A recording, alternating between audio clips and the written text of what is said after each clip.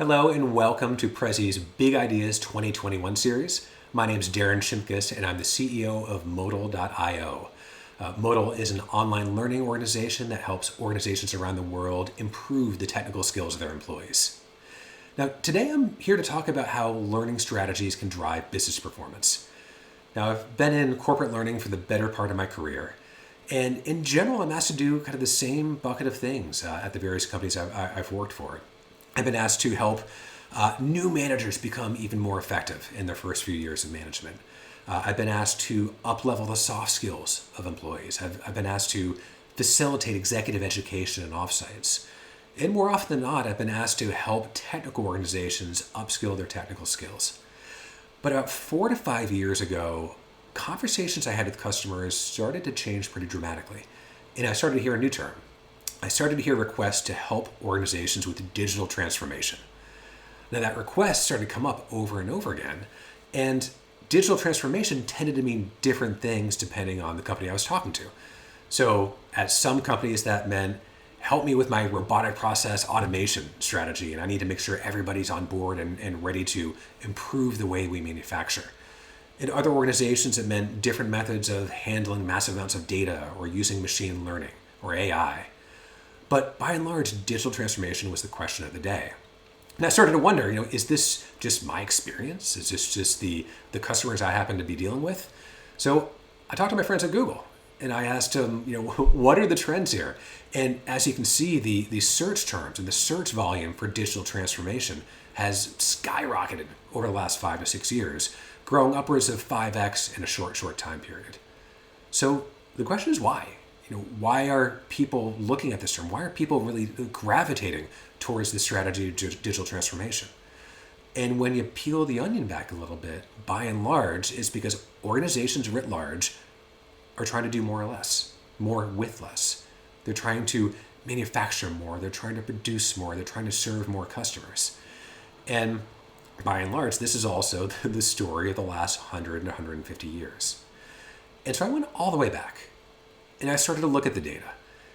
And when you talk to economists and you talk to them about what is the single biggest factor, what's the single biggest measurement that predicts the economic well-being of a company, of an employee base, of an entire country, it's labor productivity. And economists measure all kinds of things, but this is the one. This is the one that's most predictive of whether or not our customers, our companies, and really our employee bases in the whole country is going to be better off. And here you see U.S. labor force productivity going back from the 1940s until just about present day. And the story of this is absolutely astounding. This is an economic miracle. This labor force productivity, this is the engine that lifted hundreds of millions of people out of poverty in Europe, out of World War II. This is the people that has fundamentally, or this is the function that's fundamentally transformed the lives of billions of people in South and East Asia. Now, this is the story, and this is the driver to lift billions of people and change the lives of hundreds of millions of people across Africa and Latin America, respectively. Now, I don't have rose-colored glasses. I understand that in the interest of economic progress, some pretty terrible things happen. And I also understand that far too often the fruits of this labor, the fruits of this efficiency, this growth, aren't always fairly or evenly distributed. But in the fullness of time, there's no better driver to human material prosperity than this. So the question is, where does productivity growth come from? Where does labor productivity come from? And when you go all the way back, we sort of think of this story from how we learn business and economics of the factory. We think of these big factories making things, and whether those things were factories making cars or locomotives. In this case, I think if I look really closely, these are boxes of cereal. But we think about factories, and the job of a factory is to take the manufacture of something that's really complicated, to break it down into individual pieces, and to get really good at doing those pieces. So I want to get really good at making all the parts. I want to get really good at putting them together. And I want to get just a little bit better every single year at doing these things. And that, by and large, is where labor productivity comes from. But factories aren't empty. Right? Where learning comes into the story is because there's human beings in these factories. They don't run themselves, at least not yet. And it's human beings who had to do the work. They had to manufacture the parts. They had to put these pieces together, and they had to get a little bit better at it every single year. Well, human beings aren't born with the knowledge of how to assemble a car or a locomotive or a box of cereal. So the very first bits of training in the modern organization were really about how do we get really, really good at teaching somebody to do the same thing day after day, week after week, and then every year get just a little bit better at doing that thing. Well, this wasn't just true of factories in the late 19th century and early 20th century. There was a man by the name of W. Edwards Deming who thought, you know what? We can use the same technique of training people to do largely the same task, to train them to do it over and over again in the same exact way, and to get a little bit better at every year. We can do that in the office. And we didn't call them knowledge workers back then. We probably called them office workers. But we trained people to do these same tasks over and over again and every year to get a little bit better. And this was the story that drove productivity in the 1950s. This was the same story that, with much better tools and much worse hair, happened in the 1980s. And largely, these are the same sets of characteristics and same sets of practices that we're using to run our businesses today. And today, we're trying to do that through tools, right, like natural language processing and machine learning, automation, and cloud, all in the name of upskilling. But this is how we're trying to get these productivity gains today. And we're doing this because it fundamentally works. This is how productivity is manufactured, at least in the modern era. And it works until it doesn't. Because if we look at 2010 to 2020, if we had stayed on the same trend, we would have expected some really, really strong productivity growth in the last decade. The problem is what we actually saw was the red line. We saw declining productivity growth. And whereas it doesn't look quite that bad in this graph, if you zoom in a little bit, you see that the story is really, really different. The blue line represents if we had seen the same kind of growth rates that we saw over the last 50, what can we expect in terms of our prosperity? The red line is actuality. And the real manifestation of this is on the line of the blue path, the path we were on. We would double our material well-being. We'd double the amount of stuff. We would double our income, double the amounts of goods and services we produce every 30 years. Well, this red line, the path we're on now, we double about every 100 years. And that's a massive, massive change. And so what I did with the help of a team and then with the help of a research team is I started to look a little bit more closely. Because that red line is the average of every single company in the US economy. Now, averages obviously are munched together those who are precisely on trend with some exemplars who are doing really, really well and some companies that are not doing as well. And so I picked 400 organizations and I looked at those 400 organizations across 3 different criteria. I looked at how innovative each organization was based on products that were shipped, that were based on patents that were filed. We looked at financial performance. So how did each company do financially? But most importantly, how did each company do against their peer groups? And then finally, agility. How are organizations able to respond to threats? How are they able to respond to things that happened in the global economy? And were they able to react and to pivot? And what we found was really interesting. Right? What we found was that if you think about driving business performance, there were 2 groups of companies. Right? Out of those 400, there were leading organizations. Those are companies that were well and above ahead in innovation. They were shipping new products. Their financial performance was second to none. They were far outpacing their peers. And then ultimately, they were also able to be more agile in the way they operated. And this contrasted with those that were well behind the pack. And we call those lagging organizations. And so what you're going to see over the next roughly 10 minutes is characteristics of leading organizations. So what was it that those leading organizations were doing differently? How did that relate to learning? And then how can you incorporate that into your companies, both in terms of long-term projects that might take a few months to roll out, or short-term projects that you can roll out on Monday and start to change the trajectory of your business. So let's dig in. What were some of the things that separated those organizations doing really, really well in this global economy with lagging? Well, the first piece that we saw was envisioning a different future. So organizations that were leading were at a company level able to imagine something different.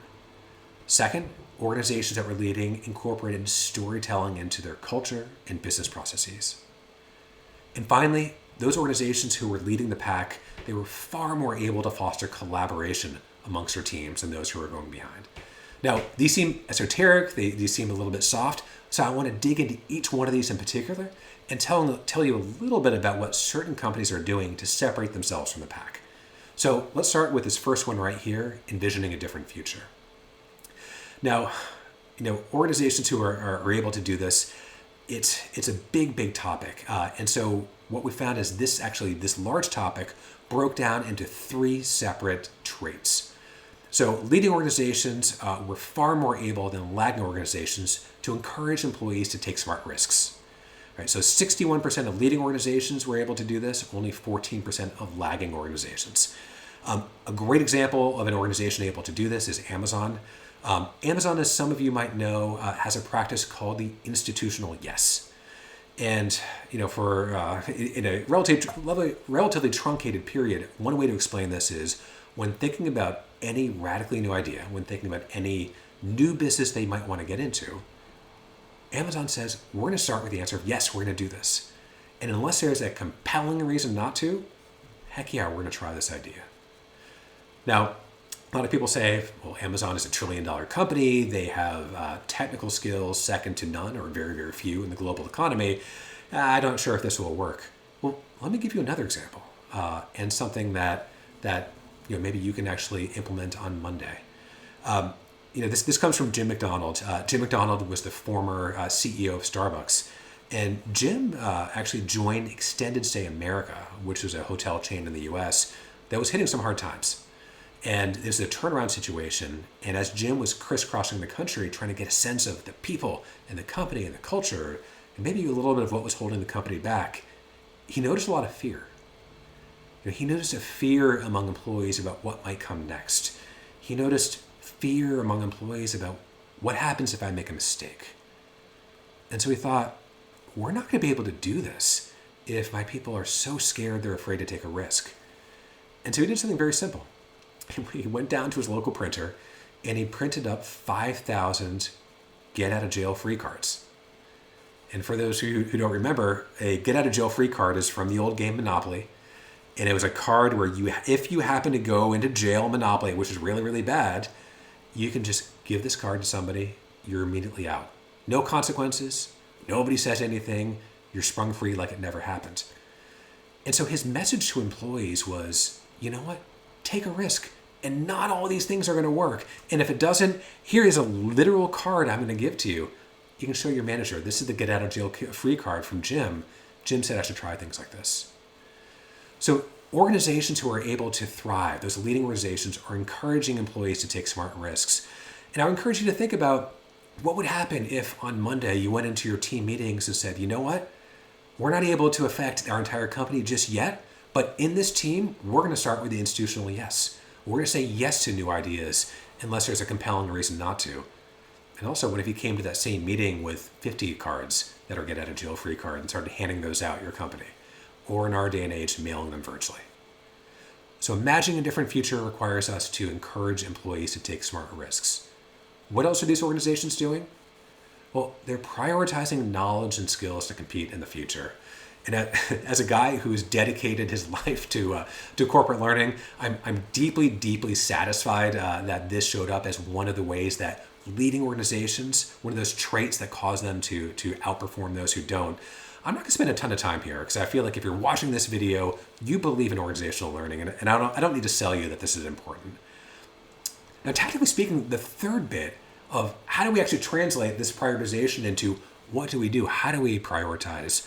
59% of leading organizations are using data to identify skills gaps. And this compares with only 16% of organizations who are lagging. So how are they doing this? One thing is, listen, I'm in the technology space. There are all kinds of vendors who will sell you a new technology solution to allow you to do almost everything, including this. But you don't even need to buy a new piece of software or a new service in order to use technology to identify skills gaps. The truth is, you probably already have this data. It's just a matter of organizing it. So the best organizations today, they're going out, they're tagging data. They're going into their learning management system or their LMS, and they're rigorously tagging comments from users. They're rigorously tagging comments from facilitators so they can start to pick up on trends. But probably most importantly, because data in your learning management system captures what you're doing today, it doesn't necessarily capture what those emerging needs are. So what really, really forward-looking institutions are doing is they're starting to tag data outside of their LMS. They're going into Slack. They're going into Microsoft Teams. They're going into wherever our users converse, and they're starting to tag those conversations. And you notice what happens is when there's a new skill that's emerging or something changes and employees don't feel totally comfortable in meeting the needs of that change, they're going to talk about it with each other. And they're going to talk about it on the tools that we give them. And if we're just able to categorize that and just able to get an intern to tag some of these conversations, you'd be amazed at how much you can use data to identify what are the emerging gaps in your organization. So broadly speaking, using data to identify skill gaps, taking smart risks, prioritizing skills and knowledge, those are some of the ways that organizations can envision a different future. So the second big difference between organizations that are leading with the way that they separate from those that are lagging is storytelling. Now, storytelling has come up over and over again in our own storytelling about management and leadership.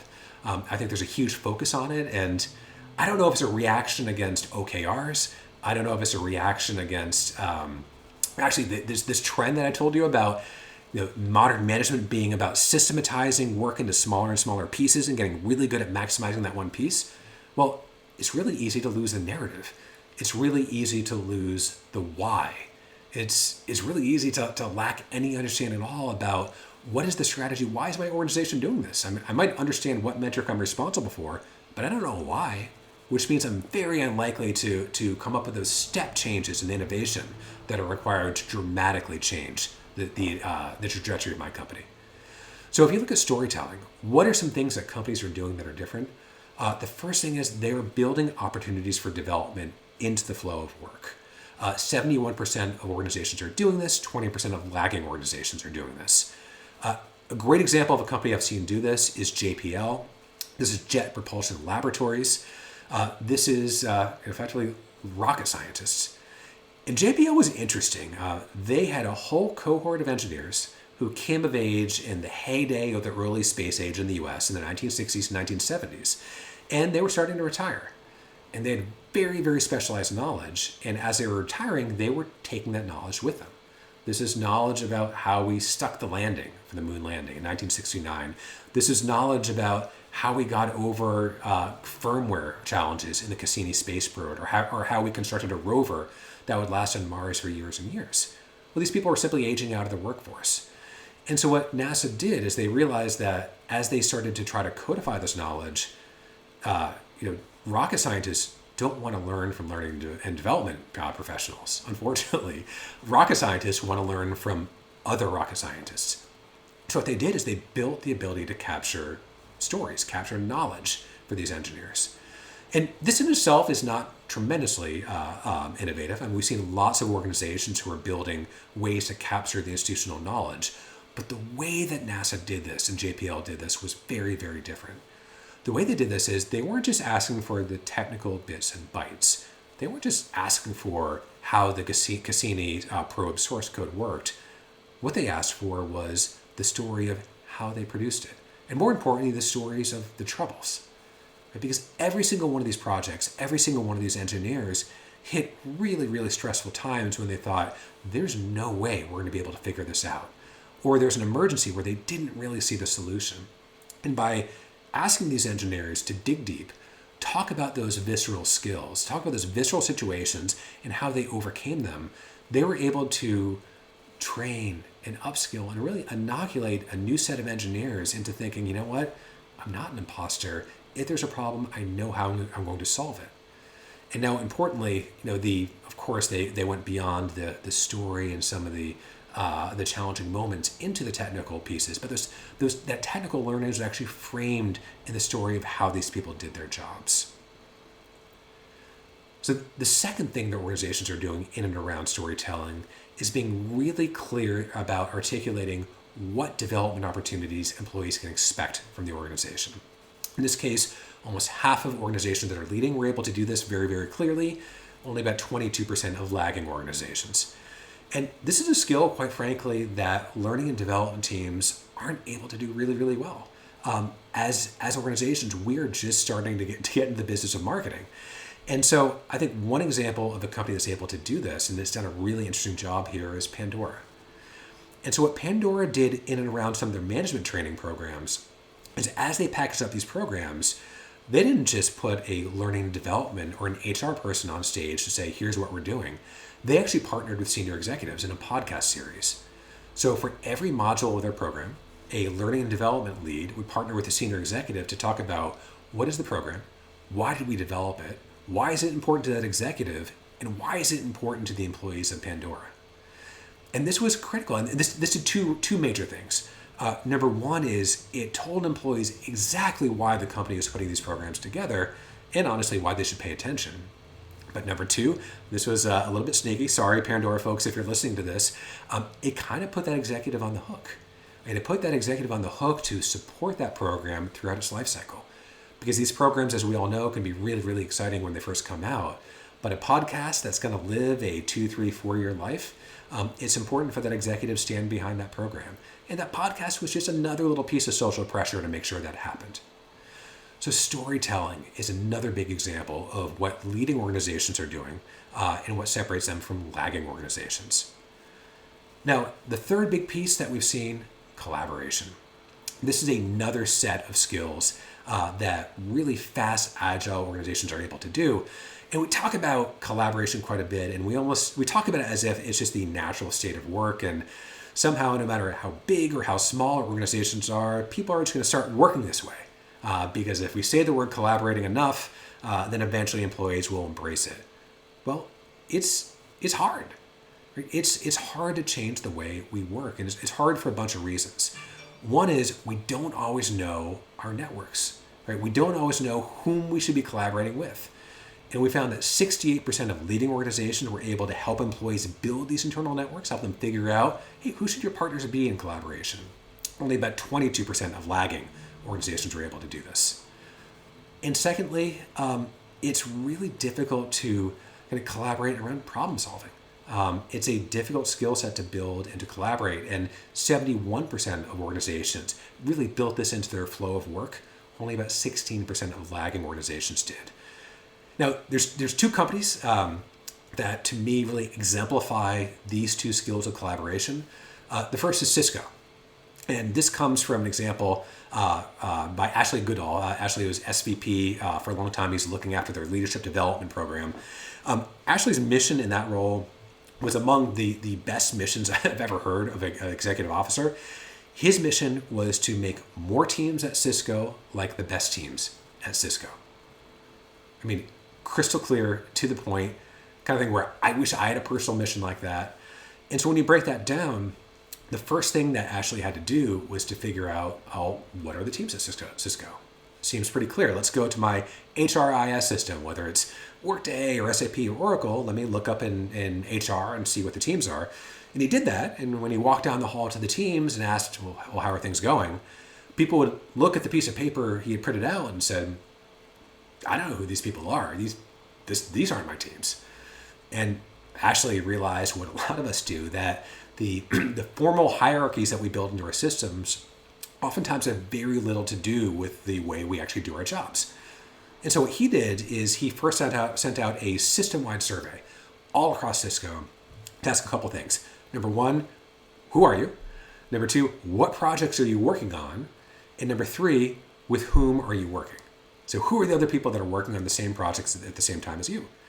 And so he took the results of all these across tens of thousands of employees at Cisco, and he fed it into a data visualization tool. And he found out that those were the actual teams at Cisco. Those are the people who work together. So we thought, great. Now that I know what the actual teams are, let me figure out what the best teams are. And that was relatively straightforward. Projects at Cisco were kind of easy to help evaluate, like what projects are going really, really swimmingly and what projects are being left behind a little bit. To a large extent, his research looked a little bit like what we did in this research. Let me look at this big population and I'll separate out the very, very best and compare that to the very, very, I'll say worst, or those that are being left behind a little bit. And what he found is a few different things. He found that those teams that were able to outperform, number one, they had a shared sense of values and they had a shared understanding of what is good. So that was one important characteristic that was really, really critical that almost every single good team had. The second was an extremely high level of trust. That my team has my back no matter what, my team's got my back. And the third was team members knew what they were good at and they were able to execute this at work. They were able to be the best selves and do the thing they were best at day in and day out at work. And so what was fascinating is once he knew those three things, he rolled out a new one-on-one survey methodology. He rolled out pulse surveys. He rolled out new performance evaluation. Because the goal was not just to use these tools. These are tools that probably many of you are using today at your companies. He knew at that point exactly what to measure with those tools. And so the pulse surveys were intended to figure out, are we getting better at these three characteristics? Those one-on-one surveys were there to understand, how can I have conversations with my team so that we're able to figure out what is good, you're doing your best work, that we have high levels of trust. And then ultimately that we're able to get those mid-level teams up into the highest bracket and those teams that are lagging a little bit into the mid-level. Now the final example that I have is a company called Sapien. And Sapien was much more about the networking side. So for those of you who don't know, Sapien is a HR transformation consulting company. They help companies embrace the cloud. They had a very interesting problem as a consulting company. The majority of their employees were spending upwards of 80% of their time in the field on site with clients. Well, how in the world am I going to build a network with like-minded employees if I'm never in corporate headquarters? And by the way, these people were incredibly dispersed. And so what Sapien did is they built an internal tool and they based it off a very popular social media platform. And what they asked employees to do is to post a case study on a problem that you're working on. Tell me what you're working on. Tell me the problems that you've hit. And if you've figured out some solutions to it, why don't you talk about solutions that have worked for you? And this in itself, we've seen other organizations do this, and I think this is a great thing to do, but not in its own right particularly innovative. The really interesting things that they did was they encouraged other consultants all around the world to go to this tool, to look at these case studies and say, hey, you know what, I had that same problem, and link an article that would help with that case study. That would allow them to sort of post, hey, you know what worked? Using this particular methodology or this technology worked for me. So effectively, they were able to identify what were the problems that my consultants are hitting in the field, and who else all around the world at Sapien is hitting similar problems, and let's build networks, let's share ideas. And number one, it helped them get better at their jobs, but number two, it built connections among like-minded employees. And this is something they weren't able to do without this. And so with that, we took a step back and we took a look at our research, and we realized, okay, so we've identified what are the three characteristics of companies that are outperforming those that are lagging? What are the three characteristics of companies that are bucking this productivity trend, envisioning a different future, storytelling, collaborating? This is what the best companies do. And as we started to look at this, we realized this isn't just about companies.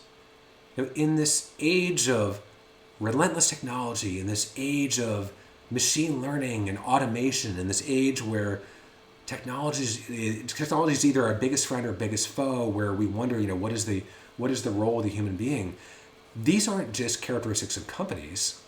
When you take a look at it, these are fundamentally human characteristics.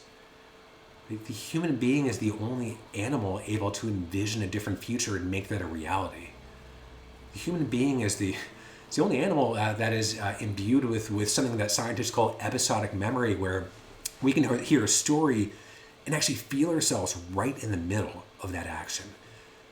And human beings are the only creature that can be altruistic.